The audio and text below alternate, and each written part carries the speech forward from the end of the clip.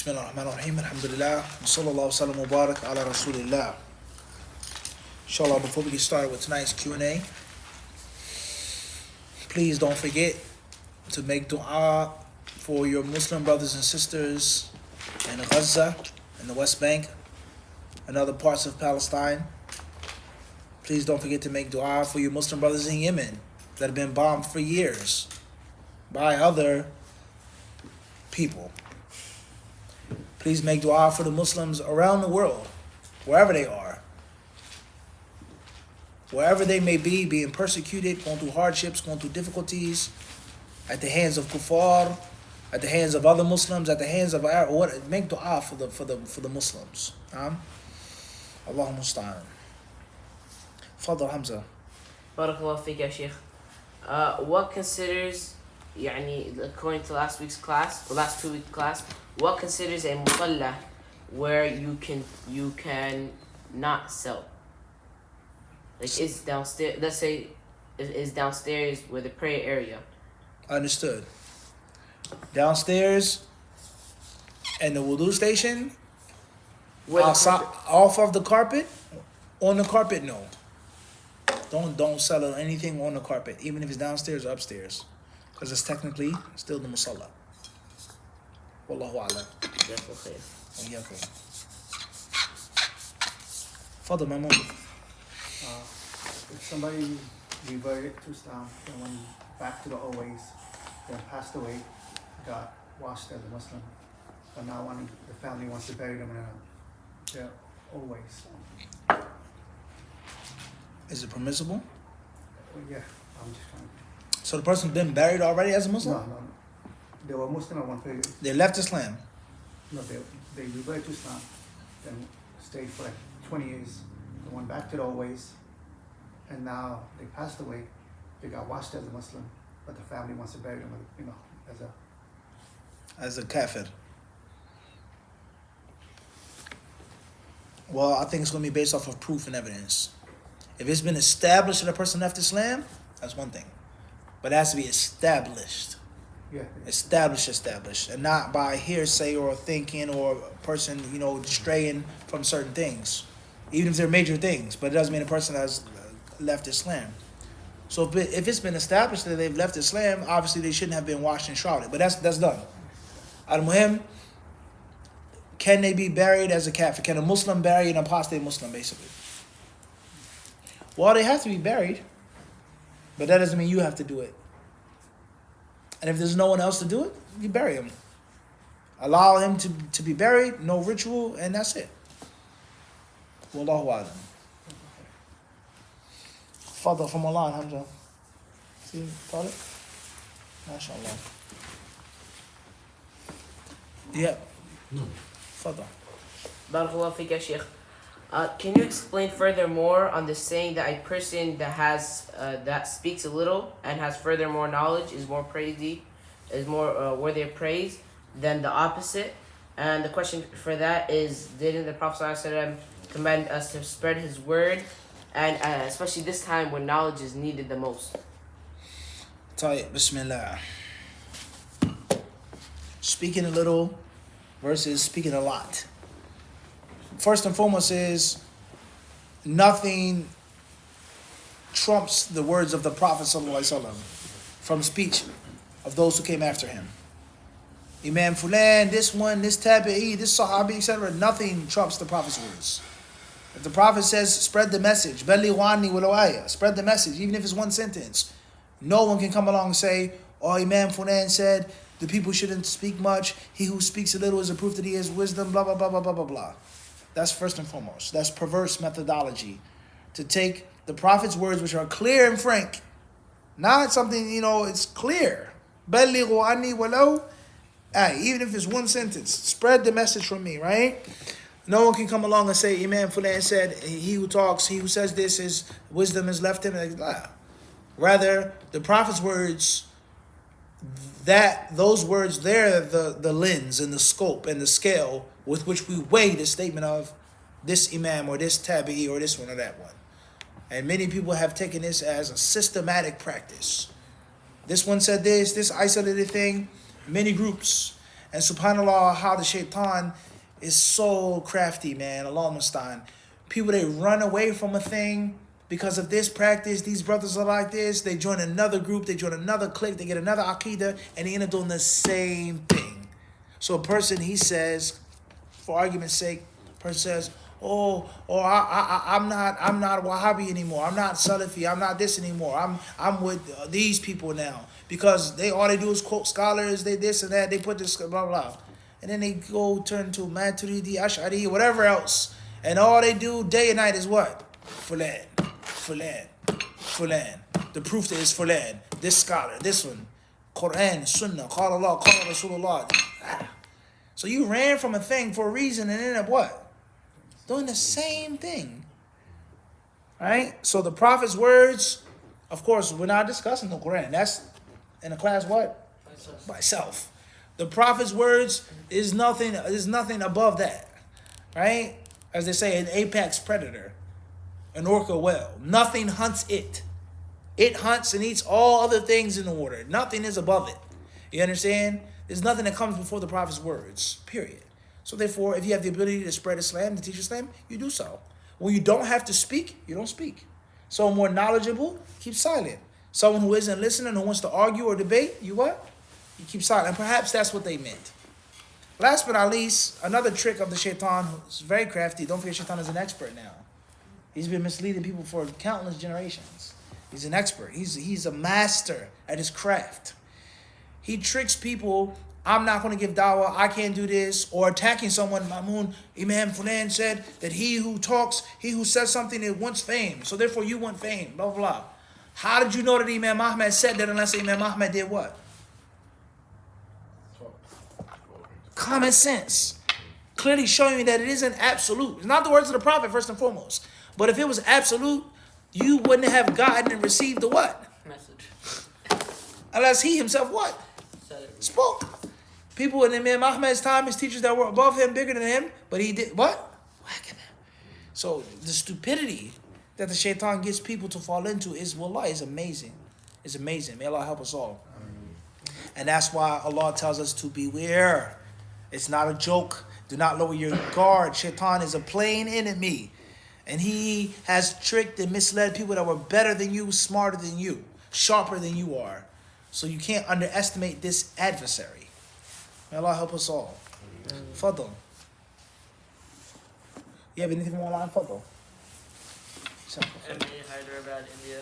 Apart from Quranic verses, can you demonstrate some ways to praise Allah before making dua? Can I do this in English? There's nothing wrong with praising Allah in English. You don't have to praise Allah with only Quranic verses. That isn't a condition. That's not a prerequisite. Wallahu alam. However, the fastest way between 2 points is a straight line, in most cases. So therefore, learn the prophetic supplication of praising Allah. And there are many ahadith in which Allah was praised by the Prophet. So praise Allah the way that the Prophet did. Memorize it. It's much better. Wallahu alam. SC Jamaica Queen, is using brown henna just as much of a sunnah for men as the standard reddish henna? Repeat the question, please. SC Jamaica Queen, is using brown henna just as much of a sunnah for men as the standard reddish henna? Right. Is using brown henna just as much as sunnah or virtue as using the standard reddish henna? Khairan. Well, first and foremost is standard is relative. It may be standard for these people to use this color henna. In another country, it may be the opposite. So there are many different ahadith with regards to henna. Henna by itself, henna mixed with other things. Okay, dark brown, borderline black. And it also depends on the person's hair, the nature of a person's hair, and the amount of henna that you use and the style that you use. So whatever's mentioned in the hadiths is sunnah and is to be applied. And you have the personal preference and discretion. I like mine a little red. I like mine a little more natural brown. I like mine a little, what heck of that? As long as you're within the text, the boundaries of the text.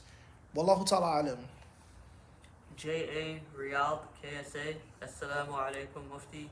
I read a hadith regarding a person who shaved his hair for Umrah that the Prophet ﷺ made dua for him 3 times, and the one who trims his hair, the Prophet ﷺ made dua for him 1 time.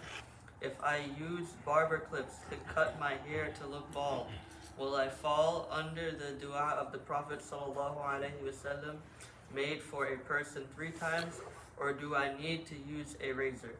Jazakallahu khairan. With regards to shaving the head on Hajj and Umrah, and the maximum reward for shaving versus trimming. If you use mechanical clippers to shave your head, khairan. The razor blade itself isn't the ibadah.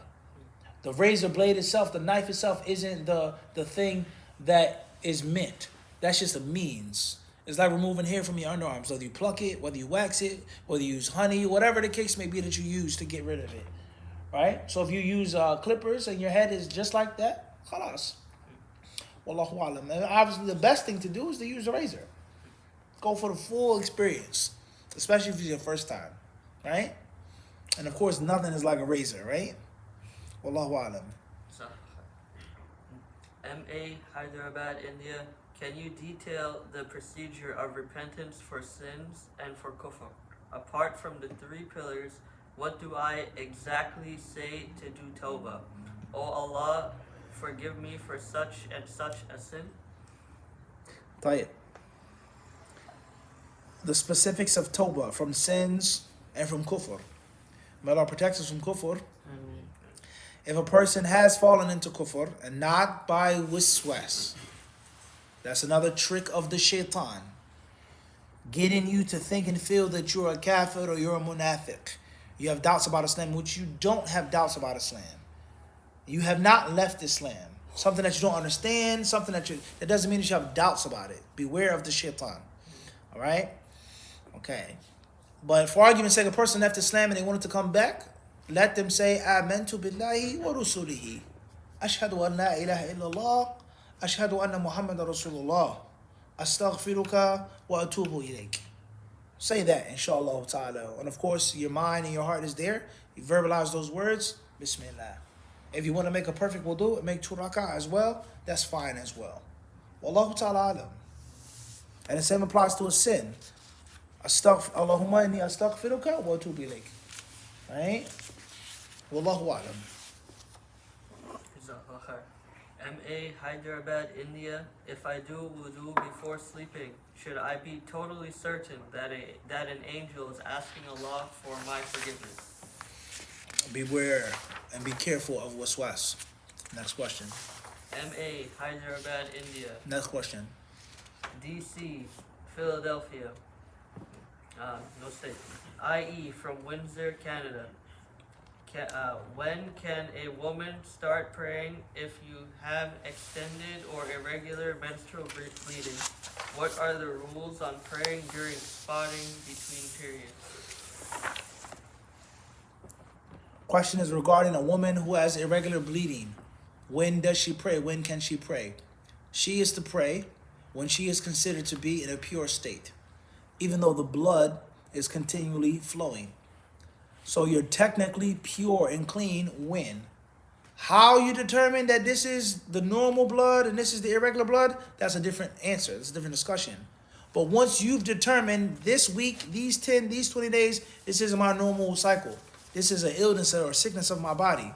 So even though I'm still bleeding, but you have determined, however you've determined that this is the irregular time, you're in a pure state. So you're going to pray and do everything else like nothing else is wrong. Like there's no blood there. Like as if there's what? No blood. As if there's no blood there. The moment you're out of that technical zone, even though it's the same type of blood as the next day, then you're sitting without praying, without having intercourse with your husband, so on and so forth. Everyone understand this? Wallahu ta'ala alam. As far as spotting between a cycle, then it depends on what you mean by spotting and what you mean by between a cycle. If you have an established cycle, then any blood within that time zone is menses. Once you have an established cycle, any blood or spotting after those days is what? Is nothing. All right? To keep things simple and easy, is a great discussion among the scholars of Islam with regards to when is a woman's cycle, how long can it be, how short can it be more than 1 month, so on and so forth. Wallahu a'lam. Follow Khalid. So if she's having these irregular bleeding, these spots, is she allowed to have intercourse with her husband while she's having these, while she's technically in a pure state and she's having these spots and irregular bleeding? Understood. Many scholars have allowed intercourse, vaginal sexual intercourse, for the mustahada. For the woman that's having the irregular bleeding, she's pure. Obviously, she should do whatever she can to clean and, whatever hygienic means that she can. But many scholars have allowed that. And they say that she's in a pure state. Just like she can pray, she can also, so on and so forth. Wallahu alam. Fadal. MS Gatineau, Canada. Assalamu alaikum. My Sufi dad completely stopped talking to me for over a month now. He insists that I say I accept your tariqah as being upon the Sunnah. I can't, so what to do? Tayyib. The questioner says, my Sufi father has boycotted me, right? He won't speak to me. It's been a long period of time, right? Until I accept his tariqah, right? Tayyib. All right, khair inshallah. What do I do, so on and so forth? Make dua for your father, first and foremost. Make a lot of dua for your father at night in your sujood, before the imam gives the khutbah, before you make dua. Oh Allah, guide my father, guide my father. Make dua for Allah to reward your father for giving you Islam by his permission, by giving you a Muslim name, by raising you as a Muslim, right? Make a lot of dua for your father. And perhaps Allah will answer your dua for your father. Don't argue with your father no matter what. Don't argue with him. Don't argue with your father. If he asks you an honest question, you answer. If he asks you what you think or feel, you tell him. If he forces you to do something that you know is haram, don't do it, but don't argue with him. Don't get into an argument with him. Don't call him bad names. Don't verbally abuse your father. And you tell him that I can't agree. And the reason why I can't agree is because I'm your son. I'm from you. You raise a punk, a chump, a sucker, you raise the idiot, you raise the fool, or you raise the man. So even if we disagree and you don't agree, it has to be some respect. I don't agree, father, but don't argue with him, right? And of course, if you have the ability to sit down and talk with him like Ibrahim, then that's one thing.